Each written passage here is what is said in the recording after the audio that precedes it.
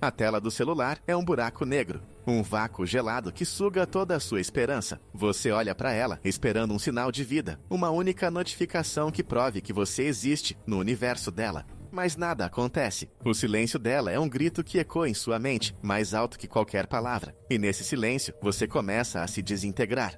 Você sente o impulso, aquela coceira nos dedos para digitar mais uma mensagem. Apenas mais uma. Talvez um emoji, talvez uma pergunta casual. Qualquer coisa para quebrar o silêncio ensurdecedor. Você se convence de que é a coisa certa a fazer. Mostrar que se importa, mostrar que está ali. Mas o que você realmente está mostrando é desespero. E o desespero é o perfume que repele a atração.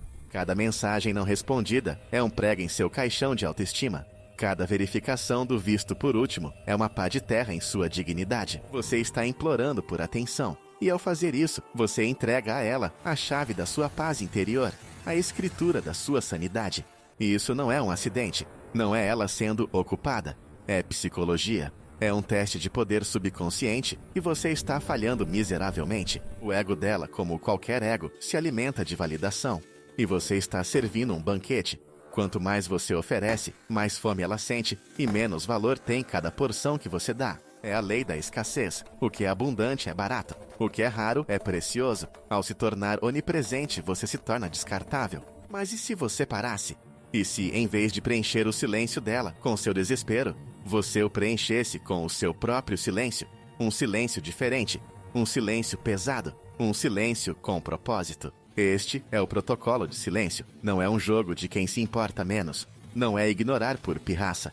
É uma recalibração fundamental do seu universo. O protocolo começa com uma decisão. Seu centro de gravidade não será mais ela, será você. Pense em Arthur. Ele era magnético. Um homem com paixões, com um fogo nos olhos. Ele pintava paisagens sombrias e passava horas em sua oficina, consertando relógios antigos. O tempo dele era dele. Então ele conheceu Lilith. Ela era uma chama, e ele, como uma mariposa, foi atraído. No início, era um equilíbrio. A paixão dele a intrigava. O mundo dele era um mistério que ela queria desvendar. Mas lentamente, a órbita de Arthur começou a mudar. Um relógio ficou por consertar. Uma tela em branco. As mensagens dela se tornaram o sol em seu sistema solar. E quando o sol não brilhava, seu mundo congelava. Lilith sentiu a mudança. A abundância dele a sufocou. O mistério que ela tanto amava se tornou um livro aberto, com um final desesperado e previsível. Então ela se afastou. O silêncio dela o quebrou. Ele implorou. Ele enviou parágrafos. Ele se tornou uma sombra, um eco de uma pergunta que ela não se importava em responder. Ele era a definição de valor zero. Foi no fundo do poço que ele encontrou o protocolo. Não em um livro, mas em um momento de clareza. Olhando para seu reflexo em uma poça de água da chuva, ele não se reconheceu e ele parou. Tudo. As mensagens, as ligações, as verificações. Ele desligou o celular e o guardou em uma caixa de madeira poeirenta, junto com um relógio quebrado. O primeiro dia foi um inferno. Seu corpo tremia, sua mente gritava. O vício da validação dela era físico, mas ele resistiu. No terceiro dia, ele voltou à sua oficina. A poeira parecia pesada, o ar estagnado. Ele pegou uma tela em branco, não para pintar a dor, mas para pintar o silêncio. Ele redescobriu o tic-tac dos relógios, o cheiro de óleo e madeira. O mundo que existia antes dela, por ela, e agora, depois dela. Um mundo que era só seu. Uma semana se passou. 2. O silêncio dele não era mais um vazio. Era um espaço preenchido. Preenchido com propósito, com arte, com o som de engrenagens voltando a funcionar. Enquanto isso, no universo de Lilith, um vácuo começou a se formar. O banquete de validação havia acabado. O eco constante de admiração de Arthur silenciou. No início, ela não notou. Depois, sentiu uma leve irritação. Onde estava sua fonte de energia? O espelho que sempre lhe dizia que era o centro do mundo. O ego dela, faminto, começou a questionar. Ele me esqueceu?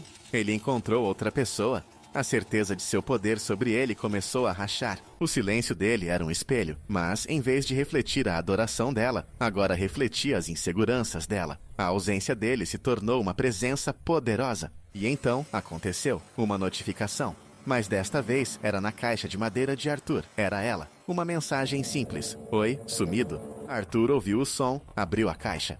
Ele olhou para a tela. Não havia ansiedade. Não havia urgência.